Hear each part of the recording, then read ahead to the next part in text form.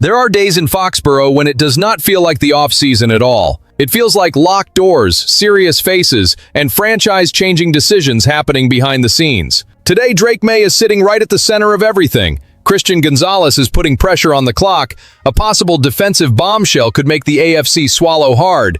One running back is fighting his way into the picture, and there is an uncomfortable conversation surrounding Kayshon Boutte after A.J. Brown's arrival. If you live Patriots football the way we do, subscribe right now because this one is anything but lukewarm. This is backroom urgency, real ambition, and pressure from a team aiming high again. The first hit is this. Eliot Wolf does not sound like somebody who is merely thinking about Drake Maye's future. He sounds like an executive who already knows which piece cannot be allowed to leave, which signature organizes everything else, and which commitment separates a rebuild from a real winning era.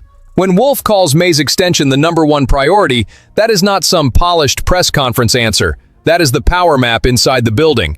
There is no reason to sugarcoat this. After what Maye did in just his second season, finishing second in MVP voting and leading the Patriots to the Super Bowl, there is no serious debate left about the face of this franchise. New England spent years searching for that quarterback. Now they have found him. And when you finally find him, you do not play games with the calendar, let the market explode beyond control, or wait for another team to reset the price. You lock in your guy and build everything around him. The strongest part of Wolf's comments connects directly to the money already spent. The Patriots went heavy in free agency last year, came back aggressive again this year, and even Wolf admitted that kind of spending cannot continue forever. But while Drake Maye and Christian Gonzalez are still playing on rookie deals, New England has a rare window. Attack the market, stack talent, and assemble a ready-made roster before those massive extensions start tightening the cap. Gonzalez is a huge part of that equation. He can already start looking toward his extension. He can aim at the very top of the cornerback market, and with the level he is playing at, nobody in Foxborough should pretend to be shocked. The real question is how it all fits. How do you pay the corner who changes the field, prepare the deal for the quarterback who changes the franchise, and still stay aggressive enough to keep adding pieces? That is the real backroom battle. It is bigger than simply saying, pay Drake. It is about paying Drake without cutting the legs out from under the entire plan. Wolf seems to understand that, and if he gets this structure right, the Patriots stop spending like a team desperately trying to catch everybody else and start operating like a contender that knows exactly where it wants to control the AFC. Now hold on, because this conversation moves out of the spreadsheet and into the kind of territory where a sharp general manager starts testing another franchise's limits. Pittsburgh paid Nick Herbig like a future cornerstone. 4 years, $100 million after a breakout season. Herbig is 24, still climbing, and when the Steelers commit that kind of money to him, the internal message is impossible to miss. They are protecting tomorrow. But protecting tomorrow can force a franchise to look at the present in a very uncomfortable way. And the name entering that conversation is T.J. Watt. Watt is still an absolute monster. There is no need to dress that up. He is still the defender who forces offensive coordinators to adjust protections, who shortens plays, who knocks quarterbacks off schedule, and who makes an offensive line nervous before the ball is even snapped. Players like that do not just hit the market every month. Most of the time, they never hit it at all.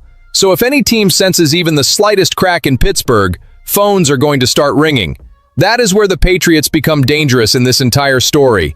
New England already sent an aggressive message by landing A.J. Brown. That was not the move of a timid team or a franchise satisfied with simply getting more competitive. That was a fist hitting the table.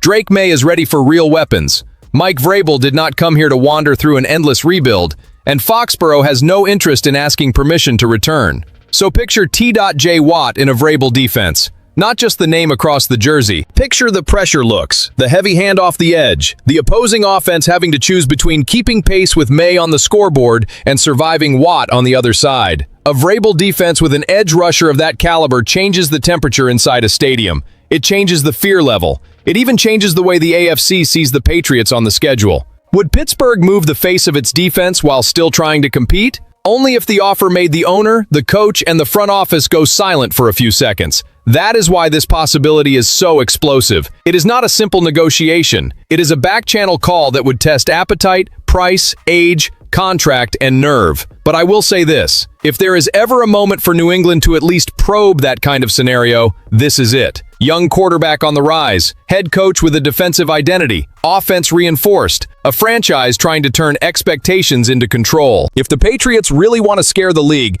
they cannot just wait for small opportunities to drop into their lap. Sometimes you knock on the heaviest door in the building just to see whether somebody inside is already thinking about opening it. And right in the middle of those massive conversations, there is a smaller story in size, but a fierce one in meaning.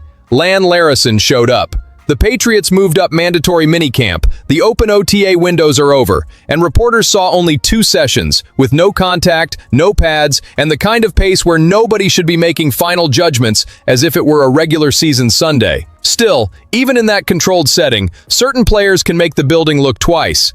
Larison was one of those players. He enters his second year after a path that almost felt cruel. Last summer, he had started to draw attention. He was fighting for space, and then came the foot injury in the preseason opener, ending his season before he had a real chance to answer. For an undrafted player, that can feel like a sentence. You disappear, the roster changes, new names arrive, and suddenly the spot that once looked possible turns into a wall. But he came back into the fight, and he came back making noise the right way, catching passes, showing himself as a third down option, and getting reps with the starting offense in certain situations. That alone does not earn a roster spot, of course. OTAs are not trench warfare, but it is not nothing either. When a running back starts being used as a receiving piece, especially in an offense that now features A.J. Brown, Romeo Doubs, Hunter Henry, and Drake Maye reading the field, he is showing Josh McDaniels the kind of utility that can survive final cuts. The battle behind Ramondre Stevenson and Travion Henderson is wide open. Terrell Jennings has his case. Jam Miller arrived as a 7th-round pick. Miles Montgomery came in with a strong contract for an undrafted player. Larison, just a few weeks ago, felt like the easiest name to push out of the conversation. It does not feel that way anymore. And that is the type of roster battle that defines depth.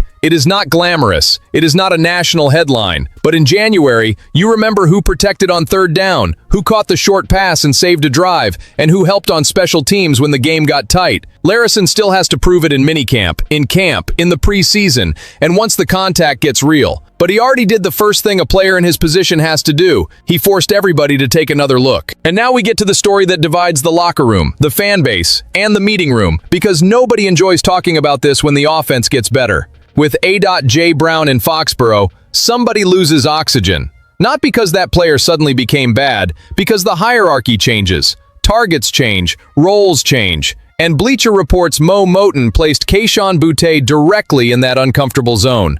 The suggestion is simple, but it carries weight. The Patriots could explore trading Boutte for an early day 3 draft pick. To a lot of people, that is going to sound too cold. After all, Boutte was a 6th-round pick in 2023. He developed, he produced in 2025, and he finished with 33 catches, 551 yards, and 6 touchdowns. He is not just some random name buried near the bottom of the roster. He is a 24-year-old receiver who showed real production and enters a contract year with his numbers trending upward. But football does not negotiate with nostalgia. After A.J. Brown, after Romeo Doubs, and with Hunter Henry remaining an important presence in the middle of the field, the question turns brutal. How many targets are left for Boutte to become anything more than a third wide receiver? And Mac Hollins is still there, with knowledge of Josh McDaniels' offense from their time in Las Vegas. There is Kyle Williams, a 2025 third-round pick, with room to develop. This is not only a crowded room, it is a room full of different investments, different ages,